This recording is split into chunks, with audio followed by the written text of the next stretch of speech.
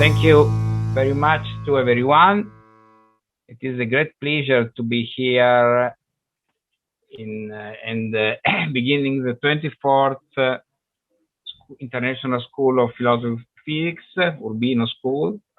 Unfortunately, even this year the school is not in presence, but is only online. But will be anyway very, very interesting and very, very amusing, I hope, for you all.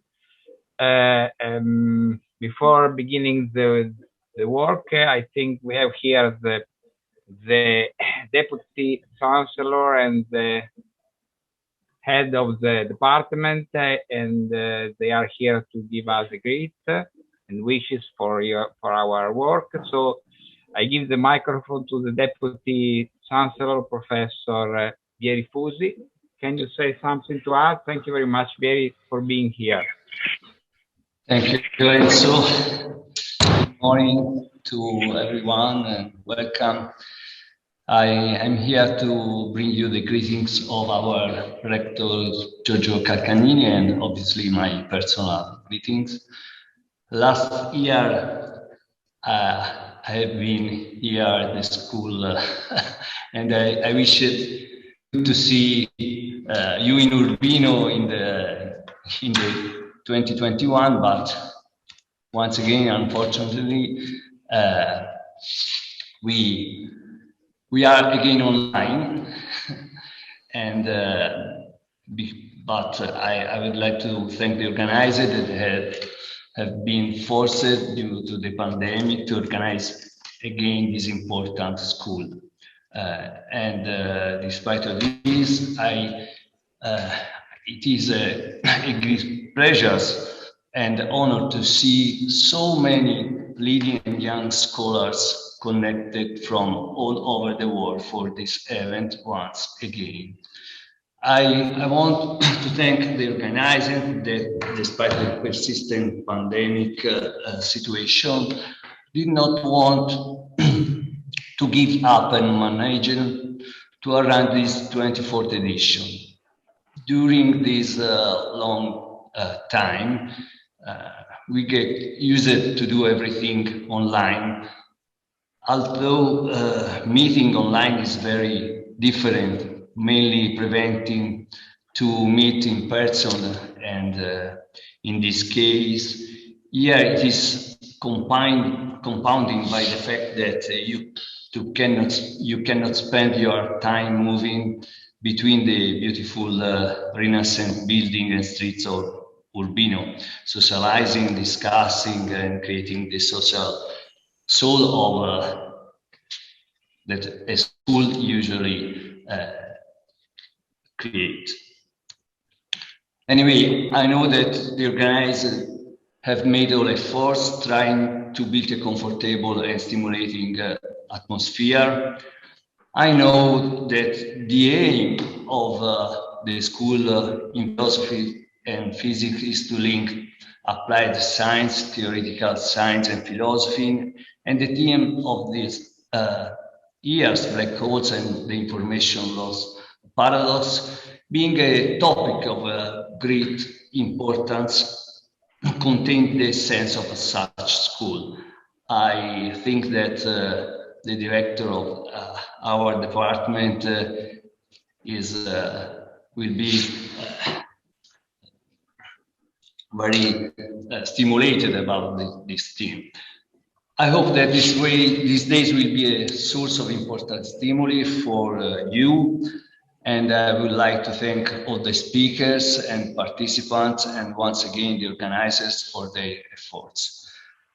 I wish you pleasant and productive days of study and research, and well, good work and good very day. Thanks. Thank you very much, Vieri. Vieri is our deputy chancellor. It is a very well-renowned inorganic chemist, and one of the possible topics of the school could be the relation between quantum mechanics and chemistry, and perhaps one of the next year we can face also this very, very interesting relation between two different sciences with different methods and with a big interaction from a conceptual point of view. Okay, thank you very much, Javier, again. And I give the floor to our head of department, Professor Andrea Vicere. Here on the contrary is a physicist, so a bit near to the interest of the school. And I am very happy that Andrea is here with us, and I hope that sometime, even if to be head of department is very, very difficult and plenty of time. It needs plenty of time. So I'm not sure that Andrea could be with us a lot of time, but if he will be with us, we will be very happy. Okay, thank you very much, Andrea. I give you the floor. Thank you, Enzo. I think Vieri said a lot of what I wanted to say, so he preempted quite a lot my talk, but this is good because I will take not too much time. First of all, I'm really happy to welcome all the participants to the school. This is an extremely interesting topic. The black holes, as you know, have become a focus of much research in the recent years, mainly thanks to the direct discovery of the black hole collisions, but not only, also thanks to the accumulating wealth of knowledge about their structure, and which follows lots of years of theoretical study. And I think this school is quite timely. I mean, these fields are becoming incredibly specialistic. The studies which are needed in order to extract information from all these sources and to make sense of all this information are becoming quite intricate, and it's difficult to figure out maybe sometimes what are the connections between all the different specialistic fields. So it's really important to have a school like this one, in which people from different backgrounds are able to discuss the content of their research, and maybe do that in a way which is understandable also to extremely non-specialists, because in fact this is a real role, I think, especially it's a real role of the philosophy, in my opinion, of science, to try to keep all these fields together, to avoid that science becomes a set of disconnected fields that don't talk much to each other. So, and this is really welcome. And my department, the department which I am honored to head, in fact, is a place in which, by chance, but also by construction, several groups of very different interests work together. Philosophers, physicists indeed, but also, as we know, chemists, and even geologists, information technology scientists, mathematicians. So all fields which are in a way, especially information or mathematics, are very much interested in the topics that you will discuss today and in the following days. So really, it's a pleasure. It's unfortunate that I will not be able to attend all the meetings, but I understand that everything is recorded, right? So this will be a very good opportunity for me to review some talks in case I'm unable to attend. And again, I want to greet again everybody. Thanks for the effort of carrying out this workshop online. It's much more tiring, in my opinion, to do this kind of things online than in presence. In presence, you have the opportunities to chat, to network, all things that you will miss. But I really hope that next year, from next year on, we will no more face this difficult situation. Thanks again for being here, and it was really it's an honor to be able to a few words to you all. Thanks. Have a nice week of work in this workshop. Thank you very much, Andrea. I remember to you all that Andrea was one of the scientists that signed the famous Nobel Prize paper about the first detection of the gravitational wave. The first signer was Abbott, and the first name Andrea is the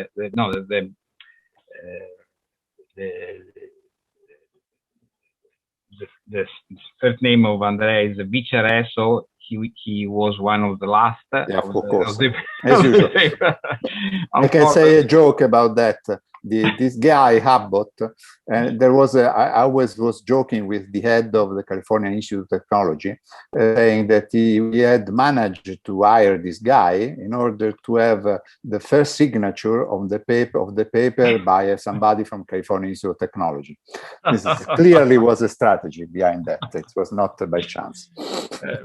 But unfortunately, Vice was one of the last, but not the last. Not the last. We have some Zs.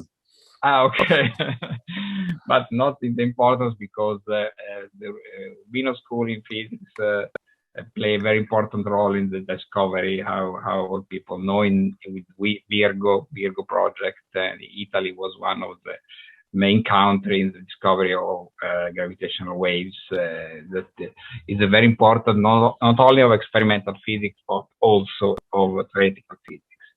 Yes. Okay, before beginning, I take some time to say some word about this 24th school in philosophy and foundational physics, international school organized in Urbino.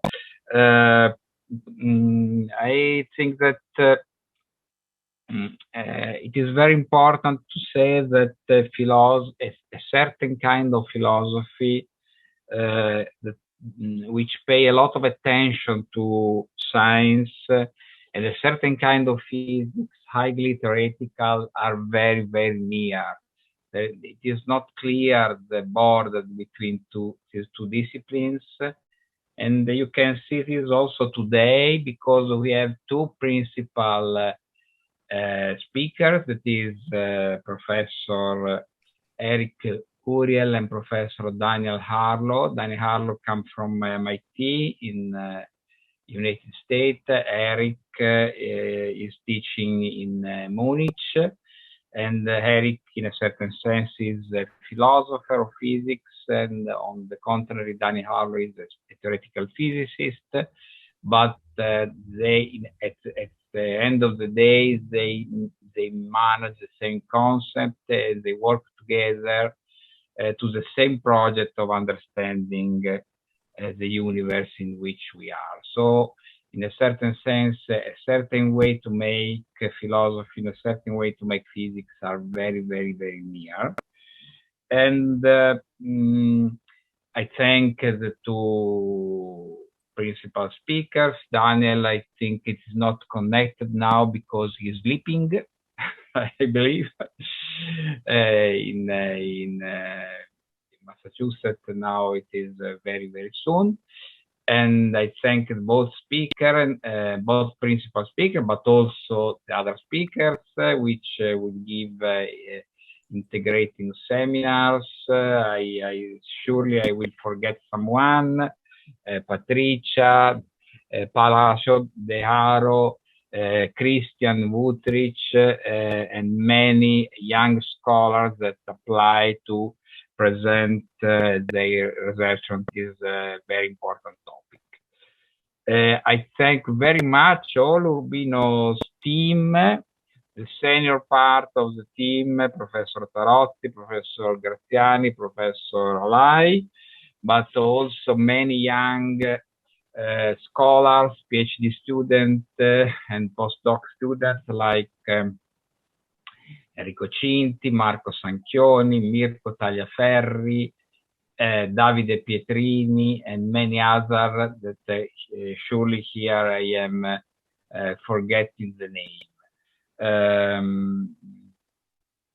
I have to say also something about the topic of the school.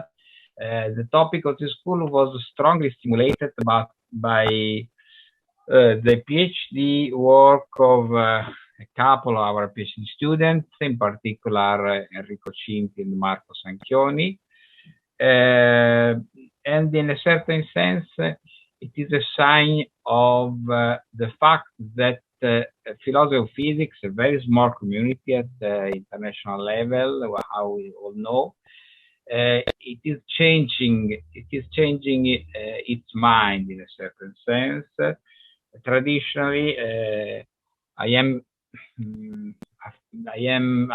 grew in the idea that philosophy of physics was above all epistemological and ontological studies of well-established physics.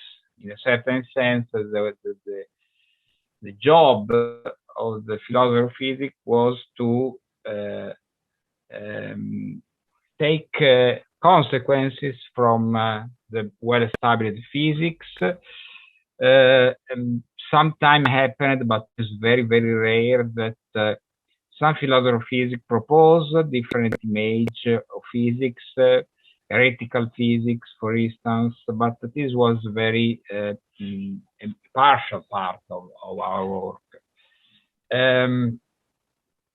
I agree completely with what the head of our department, Andrea, told before, that one of the tasks of philosophy, and in my mind is perhaps the principal, anyway, one of the most important, is to keep in a moment in which science is highly specialistic, to reach a result in every field.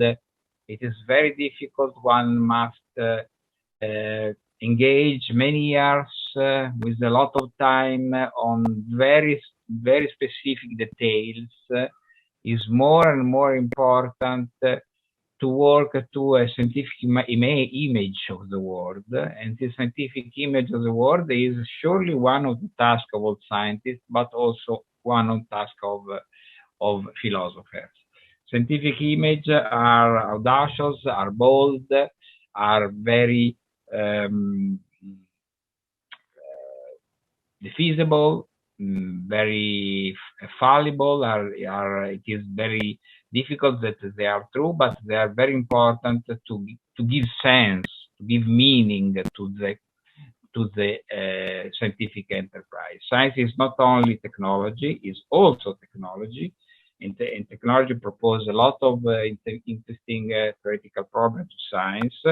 But science is also theoretical science. Theoretical science, at the end of the day, is one of the important meaning of our life, that is to understand better and better in the universe in which we live, even if we are completely aware that this task is very difficult and feasible, fallible, never definitive, but it's something that give meaning to our life, and it is not the only meaning of our life, but surely for a scientist, for a philosopher, it is one of the most important.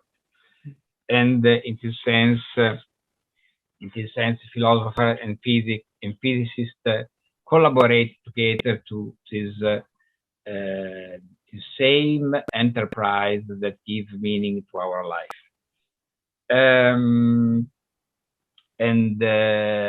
And another point that I have to emphasize is that there is a change, how I told before, in what is philosophy of physics today, and the important project promoted by Christian Wuthrich is one of our speakers, and Nick Haggett, about space-time, beyond space-time, is a sign of time. And the fact is that today, to do philosophy of physics is also to do philosophy of cutting-edge physics.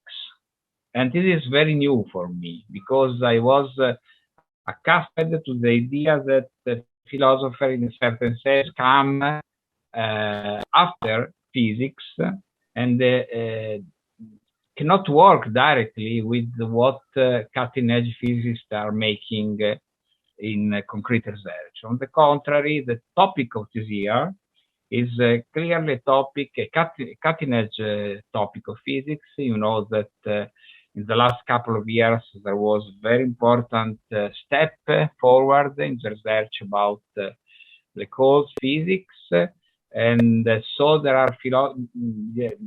are more and more philosophers of physics that attempt to understand in a more general way, in a less specialistic way, what is happening at the frontier of physical research, and to give sense, to pose epistemological, ontological problems about his frontier research, and to connect his cutting-edge physics with other parts of physics and other parts of science, and in general to our scientific image of the universe. So it seems to me that there is rising something new in philosophy of physics, and with the topic of this school, we would like to witness is a new trend in philosophy of physics. I know that the community of philosophy of physics is very small, perhaps 100 persons in the world, and not much more. But I am persuaded that philosophy of physics is, in a certain sense, the queen of philosophy, because it is connected with the one of the most important sciences, perhaps the most typical, most paradigmatic science, that is physics. And so this community is playing a very important role in the history of culture, in the history of knowledge in general. Okay, I think that before beginning, we have 5 minutes. I asked to Enrico to say something about the organization that I have forgotten many things, surely, also my name. And I asked to Enrico to say something about the organization, because Enrico and Marco are the day ex machina of the school, and so perhaps Enrico is here to say something important about the organization, GATT, and many difficult things that I am not able to understand very well. Thank you very much, Enrico. Thank you, Enzo. And just wanted to, just for a second, say thank you to all the other people that helped us with the organization of this. So hopefully this will be to your liking. You will enjoy this. We have tried to make this school as close to a one-on-one personal interaction as possible. Of course, it's online, so it's never going to be the same as in person, but we tried at least. So especially Marco, who was my main co-organizer with me, who has done all everything to make this work. Of course, Enzo, Pierluigi, Alberto, Davide, Mirko, all the other Giovanni, all the other postdocs, the people that you're going to see as chairs, and all the other people who helped us. Many, many, many thanks. I say this now so that afterwards, when everything is going to go wrong, I won't have to just say thanks at the end. Just a couple words, just for a few minutes, and then I'll leave the floor to Eric. So as you may have seen from all the emails that we sent you, there are going to be quite a bit of social events to try and recreate that in-person feeling. Your best bet to stay up to date on what is going on with the school is going to be, of course, the Slack channel, where we'll just post updates, links to the recordings, reading material when they come about, and other things like that. Another important thing is that we will have 2 social evenings. One today at 7, well, 7 Rome time. I don't know in your time zone what time it is, but should be 2 hours ahead of Greenwich. So 7 Rome time. This will be devoted to people just introducing themselves, and then just you can chat, talk. It's going to happen in the common room in the gather space of the school. And then the most, for the bravest among you, there will be on Tuesday 10 at 5:30 p.m. again Rome time. There will be a gong show where you'll be able to just present in 5 to 10 minutes some topic of your research, something that you're passionate about, something that you would like us to know, possibly concerning philosophy of physics, but not necessarily. We ask you, please, if you want to participate in the gong show, to just fill in the module that you'll find in the chat.